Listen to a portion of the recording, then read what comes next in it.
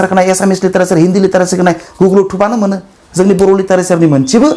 ग्रामारनि आयदा ना थुनलाइनि आयदा मोनसेबो गुगोलाव सार्च खालामबा मोना मानो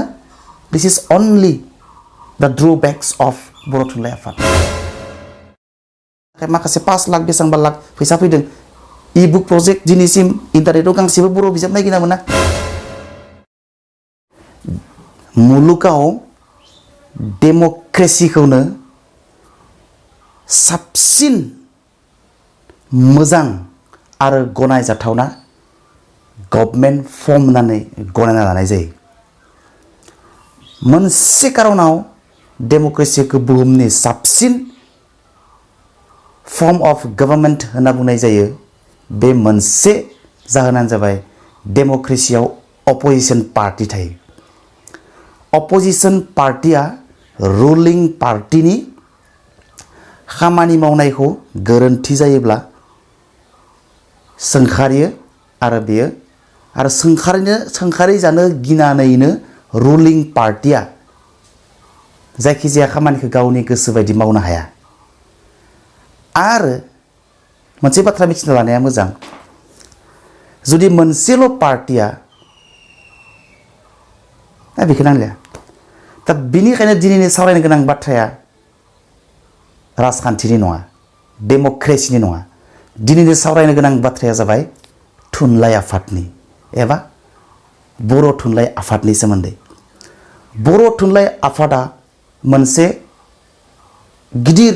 माहारियारि आफाद बर' हारिनि थाखाय बे आफादाव सोरखारनिफ्राय गोबां माखासे फान्ड फैयो लाख लाख फान्ड फैयो बेयाव आरो बै बर' थुनलाइ आफादा मोनसे आफाद आरो बे आफादा जिहेतु सरकारनिफ्राय गोबां लाख लाख रां मोनो नाथाय बे लाख लाख रां मोननाय मोनसे आफादनि अपोजिशन पार्टी गैया जायनि थाखाय बे बर' थुनलाइ आफाद बर'नि देरसिन साबसिन होननानै बुंले आङो जायखिजाया बर'नि मोनसे गिदिर गिदिर आफादफोरनि मादाव बेबो मोनसे आफाद आरो बे आफादनि अपोजिशन पार्टी गैया आरो अपोजिशन पार्टी गैया खायनो बर' थुनलाइ आफादा गोबां लाख लाख रां सोरखारनिफ्राय मोननाय बिटिसि सोरखारनिफ्राय मोननाय आसाम गभर्नमेन्टनिफ्राय मोननाय बे रांफोरखौ मिस इउज नाङै नाङै खामानिफ्राव एबा नांनाय खामानिफ्राव बाहायालासिनो बिजाब सेबखांनाय राव थुनलाइ हारिमु जौगाहोनाय खामानि seminar meeting awareness career counselling बायदि बायदि राव सोलायनाय बिजाब राव सोलायनाय गुबुन गुबुन लेंगुवेजनिफ्राय टेक्स्ट बुक राव सोलायनाय बेफोरबायदि गोबां माखासे खामानिफोराव बे लाख लाख रांखौ बाहायालासिनो गावनि सेल्फ इन्टारेस्टनि थाखाय गावनि न' बां थाखा बांला गारि गुरा इउरप ट्रिप बबेबा थाइलेण्ड गिदिंनाय बबेबा गिदिंनाय जायखिजाया फरेन कान्ट्रि गिदिंनाय बेबायदि खामानिफ्रावसो जुदि बाहायनो दाहायदोंब्ला बेखौ सोंखारिग्रा दिनै जोंनि हारियाव रावबो गैया पलिटिकेल पार्टी जागौमोनथाय अपोजिशन पार्टीया सोंखारिगौमोन नाथाय बर' थुनलाइ आफादा मोनसे गोथार आरो नन पलिटिकेल मोनसे पार्टी आरो मोनसे आफाद बे आफादखौ सोंखारिगोन सोर दा दिनै आङो फंसे फंनै सोंखारिनो नागिरदों बा आं सोंखारियाखै आं एनालाइसिस खालामनो नागिरदों दिनै आंखौ गोबां मानसिया कमेन्ट बक्सआव गाज्रि कमेन्ट लिरगोन आइ एम सियर नाथाय आं बुंनो नागिरदों बे पलिटिकेल पार्टी जागौमोनथाय बिनि अपोजिशन पार्टी थागौमोन बेयो मोनसे नन पलिटिकेल पार्टी एबा नन पलिटिकेल मोनसे आफाद बेखौ सोंखारिग्रा गैया बेनिखायनो बेखौ सोंखारिग्रा जों इन्डिभिजुवेलफ्रा जानांगोन जोङो बर' हारिनि साफ्रोमबो मानसिफ्रा जायफ्रा मेलेम गोनां जायफ्रा साननो गोरों जायफ्रा सोलोंथाइ गोरों बे साफ्रोमबो मानसिफ्रा बे हारिनि जोंनि हारिनि बर' थुनलाइ आफादनि मावनाय दांनाय खामानिखौ सोंखारिनांगोन गाज्रि नुयोब्ला जोङो साफा साफ्रोमबो बर' हारिनि मानसिफ्रा बेखौ सोंखारिनांगोन नङाब्ला बे बर' थुनलाइ आफादनो थाखाय आफादनो हरनाय माखासे लाख लाख राङा मोजां खामानियाव बाहायजायाब्लासिनो बियो गुबुन गुबुन नंथारै खामानिफोरावसो ओंथि गैयै खामानिफोरावसो बाहायजाबाय थानाय नुगोन जेरै जोङो नुनो मोन्दों बर' थुनलाइ आफादनि बारग' लेङाइ आफादगिरि कमलाकान्त मुसाहारि बिथाङा गोबां गोलाव मोनसे चिठि लिरदों नोंथांमोना स्क्रिनाव नायनो हागोन आं स्क्रिनाव देखायदों बे सिटियाव बे लाइजामा बिथाङा माखासे कारापसननि बाथ्रा लिरदों माखासे फान्डफोरखौ थिखाना दोननाय फान्डफोरखौनो बाहायालासिनो बबेयावबा गोमालांनाय बाथ्राफोरखौ बिथाङा बिथांनि लाइजामाव लिरदों थ' बिनिखायनो बुंदों जोङो साफ्रोमबो बे बाथ्राफोरखौ नायबिजिरनाया जों साफ्रोमबो बर' मानसिफोरनि बिबान बे बाथ्राफ्रा थार ना नंखाय बा बियो बोरै जानांगोन जुदि बर' थुनलाइ आफादनि बेबायदि खामानि मावनाया नंमारगौब्ला थारथि दंमारोब्ला बेखौ सोंखारिनांगौआ जों साफ्रोमबो बर' मानसि बर' हारिनि मानसिफोरनि थाखायनो मोनसे बिबान बियो नङाब्ला बे आफादखौ सोंखारिग्रा रावबो गैया आफादनि केबिनेट मेम्बार्सफोरनि गेजेराव दाङाबाजि जालायदों माने बेयाव मायबा मोनसे गड़बड़ जादों बेयाव जों बुजिना लानांगोन बेयाव नंखायदारायबो नङा बियो दिनै गोबाङानो हयथ' बर' थुनलाइ आफादनि बारग' लेङाइ आफादगिरि कमलाकान्त मुसाहारिया गावनि सिटियाव लिरनाय बाथ्राखौ नंखाय होनना बुंनोबो हानाय नंखायबो जानो हानाय बियो खिन्थु बियो 100% नंखायबो नङा बियो सामथिं पार्सेन्टबाबो बेयाव थार बाथ्रा दं दा बेनिफ्राय जों बुजिना मोनो माबा मोनसे गुलाय गुजाय जादों बेयाव माबा मोनसे गोरोन्थि जादों बेयाव बर' थुनलाइ आफादनि बे लाख लाख फैनाय फान्डखौ बाहायनायाव थारैनो नङाब्ला दिनै आं मोनसेबो बर' थुनलाइ आफादा जोंनि गामियाव जोंनि ओनसोलाव मोनसेबो टिचार एवारनेस प्रग्राम लानाय आं दिनैबो नुवाखै मोनसेबो नुवाखै इभेन एबसुफोरखौ लानाय मोनसे मोननै नुयो आङो स्टुडेन्टफोरखौ लानानै स्कुलफोराव थांनानै मेट्रिक परिखानि समाव मेट्रिक केन्डिडेटफोरनि न' थांनानै गामि गामि थांनानै बुजायनाय नुदों आं एबसुफोरखौ नाथाय बर' थुनलाइ आफादखौथ' आं नुवाखै नाथाय एबसुनिया फान्ड फैया नाथाय बर' थुनलाइ आफादना लाख लाख फैसा फैयो टिचार एवारनेस प्रग्रामनि थाखाय 5 लाख बड' मिडियाम डेभेलपमेन्ट आरो इनहान्समेन्ट आपलिटमेन्टनि थाखाय 5 लाख थाखा फैयो बर' टिचार एवारनेसनि थाखाय बड' मिडियाम आपलिटमेन्टनि थाखाय ट्रेन्सलेसननि थाखाय टेक्स्ट बुक्स ट्रेन्सलेसन एन्ड आदार बुक्स ट्रेन्सलेसननि थाखाय 12 लाख 5 लाखनिफ्राय 12 लाख 24 लाख 25 लाख पर्यन्त फैसा मोनो बोसोराव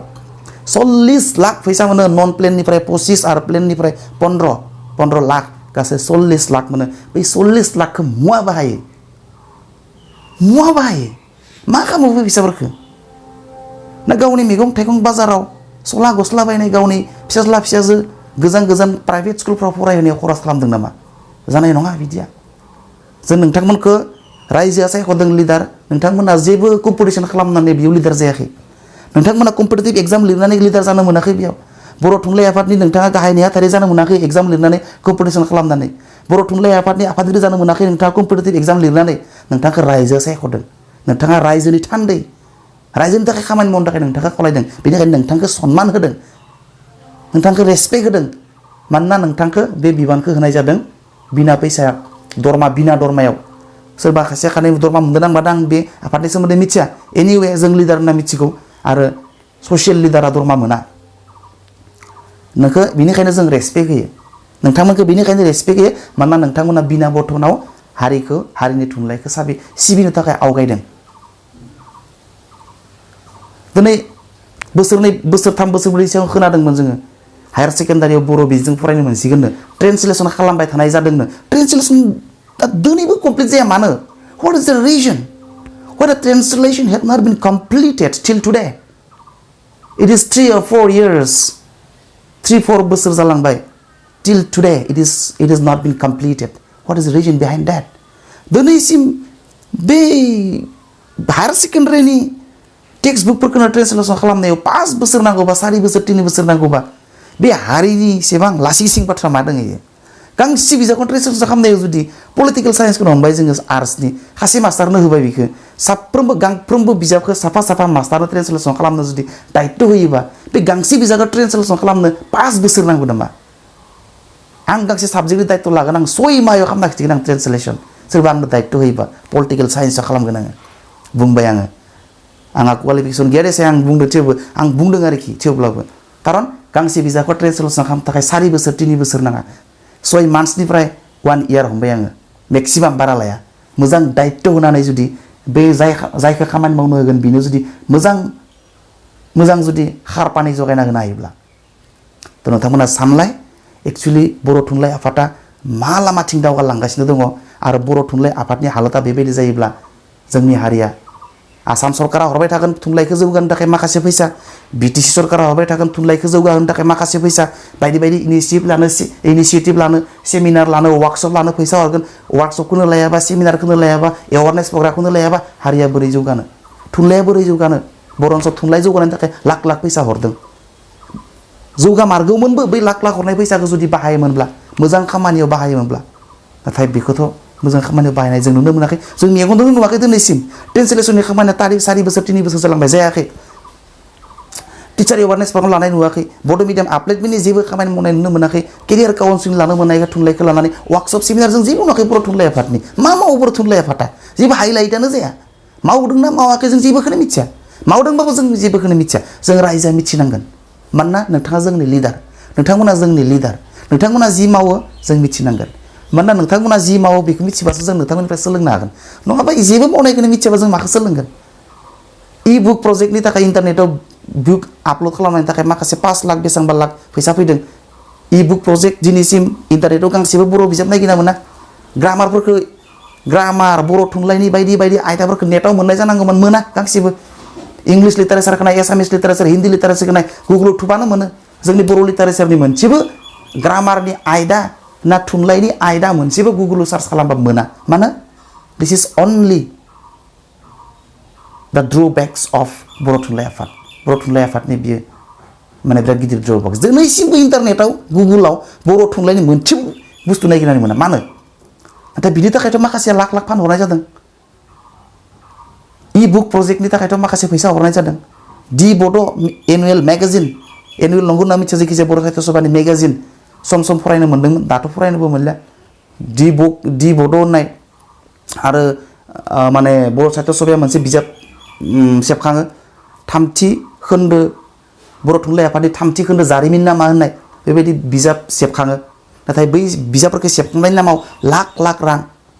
25 लाख 12 लाख बायदि बायदि लाख लाख रां लाना फैदों नाथाय दि बड'आ मबेयाव बर' साहित्य सभानि 3थि खोन्दोनि जारिमिन सेबखांनाया बबेयाव टेक्स्ट बुक ट्रेन्सलेसननि खालामनाया बबेयाव आरो बायदि बायदि बुक ट्रेन्सलेसन खालामनायनि माखासे फैसा लाबनाया बबेयाव खारजोबखो थ' बेबायदिबाथ' बिराद साननो गोनां आरो बर' हारिया खैफोदनि फारसे थांगासिनो दङ भिडिअखौ शेयार खालाम आरो जों सांग्रां जानो जाबाय जों साफ्रोमबो बर' मानसिफ्रानो सांग्रां जायाबा जों अपोजिसन पार्टि जानानै बर' थुनलाइ आफादनि हेंथायै मोजांखौ मोजां गाज्रिखौ गाज्रि होनना बुंनो हायाब्ला जोंनि बर' हारिनिनो लस दं थेंक इउ बाय बाय